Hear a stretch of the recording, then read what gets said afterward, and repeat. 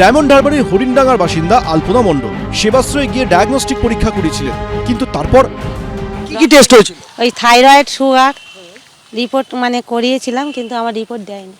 কোথায় রিপোর্ট করিয়েছিলেন? এই ক্যাম্পে, সেবাশ্রয়ে। আমাদের ওই চোখের জন্য সমস্যা, ঘাড় যন্ত্রণা হয়, মাথা যন্ত্রণা হয়, দেখে ওষুধপালা দিয়েছিল, ওতে কিছু কাজ হয়নি। চশমা দেওয়ার কথা ছিল, দেয়নি। কোনো ট্রিটমেন্ট হয়নি, refer to medical college diamond Harbour refer করে দেওয়া হয়। লাভ কিছু হয়নি। ওরা ওষুধ দিয়েছিল মাথা যন্ত্রণার, আর এখানে বেশি মাথা ঘুরছে। আমাদের সিএমএস ছিলেন ভাস্করের সঙ্গে, ওদের এসপিকে নির্দেশ দিয়েছিলেন, এমকে নির্দেশ দিয়েছিলেন যে তদন্ত করার জন্য। ডিএম সুমিত গুপ্তা এতগুলো যে ক্যাম্প চলছিল, উনি কি করে উনি অনুমতি দিয়েছিলেন?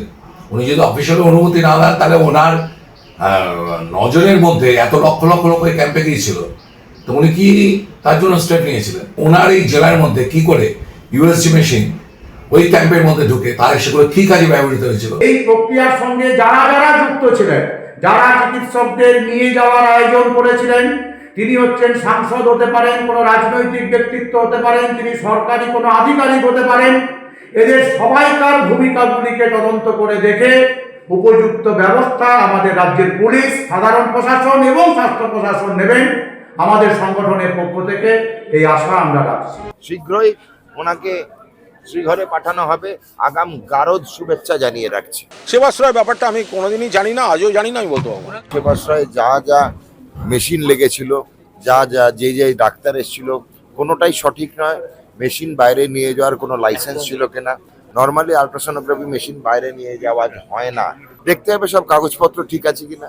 আমাদের আশঙ্কা সঠিক ডাক্তার কেউ ছিল না, পুরোটাই আয়ুষের পড়ুয়ারা ছিল। তদন্ত শুরু হয়েছে। এটা এনশিওর করতে হবে যে যারা দেখছেন তারা কিন্তু যেন স্পেশালিস্ট হন। তারপরে এটা একটা সুপার স্পেশালিটি অথবা স্পেশালিটি শিবির হিসাবেই আমার মনে হয় সেটাকে করা হচ্ছিল। এখন যেটা কানে আসছে যে এখানে কিন্তু সেরকম কোনো ডাক্তার ছিলেন না।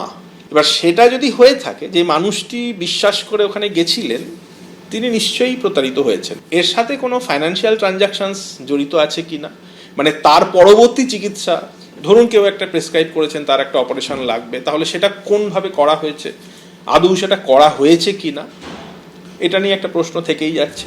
সার্বিক তদন্ত হচ্ছে। এখানে কেউ ব্যবসা করে বেরিয়ে গেছে কিনা সব রকম দেখা হবে। রাজ্য সরকারের তহবিল তছরূপ করেছে কিনা সেটাও আমরা দেখব।